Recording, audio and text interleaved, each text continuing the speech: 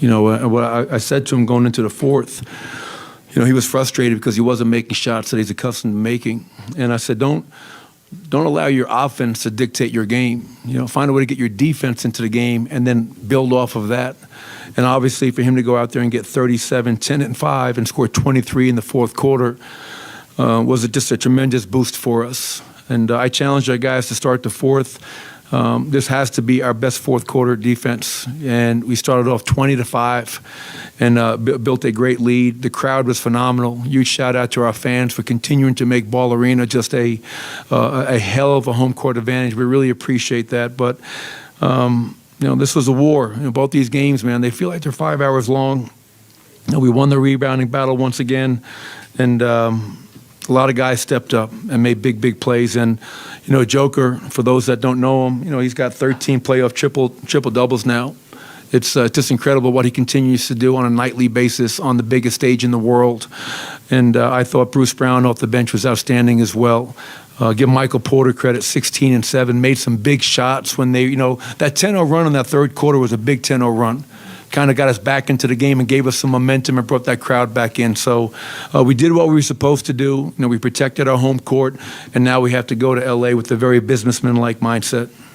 Michael, after that first half, the foul trouble, you know, the missed shots, for you guys to keep it together, the determination that took, what did this war, as you put it, show you and kind of tell you about the team that you have? Well, you know, I thought David Adelman made a great point today. And he talked about how we won game one, scoring 132 points.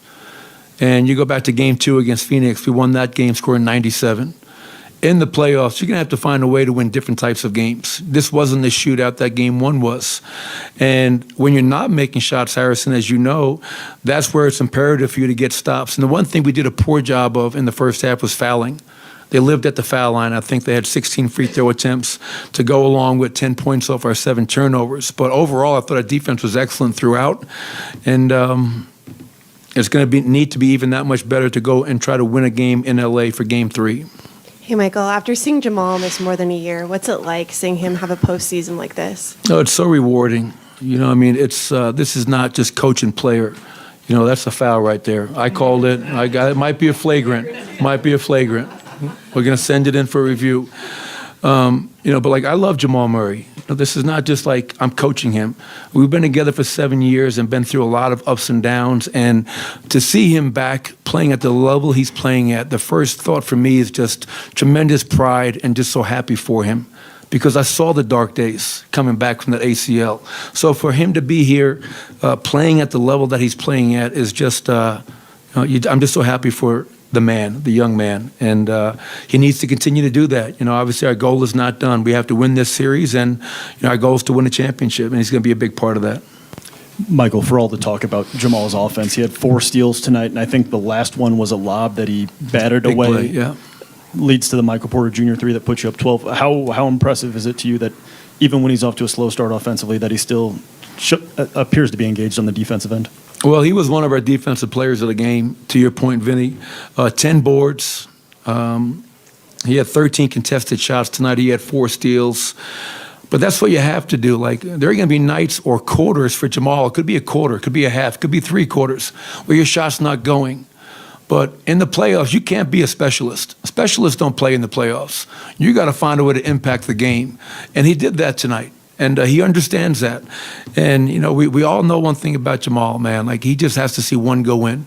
He got a little mid-range pull-up to go in, kind of looked up to the heavens, and that's all he needs. And after that, he's shooting into a hula hoop. So I'm proud of him. But that's the challenge. My challenge to Jamal is don't be just a scorer. You know, he's going to be an all-star in this league. And for him to do that, it's got to be scoring, playmaking, rebounding, defending every single night. And he has that within him. Well, Jamal had said that he had an ear infection on Saturday. What was he able to do, if at all, last weekend? He hasn't been able to do a whole lot. You know what I mean? It's funny. One of the coaches said, you know, when's the last time you heard of a grown-ass man have an ear infection? You know, usually that's kids in kindergarten or whatever. But we had a sickness going through the team. And for him to game 6, game 1, and game 2 with the illness that he's had, and not having been able to really practice and go through his routine just speaks volumes of how much of a gamer that he is. When you're able to get Nikola doing his triple-double thing, but then you have Jamal as the finisher, what does that do for this team? How far can you guys go with that? Well, that's the key to it. Like, one man can't win a championship. I mean, I was with LeBron for 5 years in Cleveland, and we got close, but you need help. And Nikola has help, and the biggest key, as you know, is that we're healthy this year. The last two postseasons, there was no Jamal Murray. Last year, there was no Michael Porter. So Michael Porter, the level he's playing at, the level that Jamal's playing at, Aaron Gordon doing a lot of the dirty work, KCP playing his game, Bruce Brown off the bench has just been outstanding. So we know how great Nikola is, but every great player needs help. And to have a closer like Jamal is definitely something that we cherish. Michael, even for those of us who have seen Joker play, I wonder if he'll ever have a bad game again. I mean, why is he able to be so consistent on the big stage? Great question. And that's one of the things, as you know, kids, that I always talk about and marvel at is just his consistent greatness. You know what I mean? And the only thing I can say is that if you want to be consistently great, you have to put in consistent work. And Nikola doesn't skip steps. Like, I really wish you guys, there was a behind-the-curtain look into Nikola Jokic's off-day routine, pre-practice routine, post-practice, how he takes care of his body, how he lifts after games. There's no secret. I mean, the same thing with LeBron. How is LeBron doing what he's doing at 38 years old? It's not because he's just an athletic marvel. It's because of the time and commitment and discipline he puts into his craft, his body and his game. And Nikola's no different. And I think that, to me, is the key reason why he is just consistently great. And to your point, you're hard-pressed to ever think about Nikola Jokic having a bad game. And I don't want to see any of those coming up.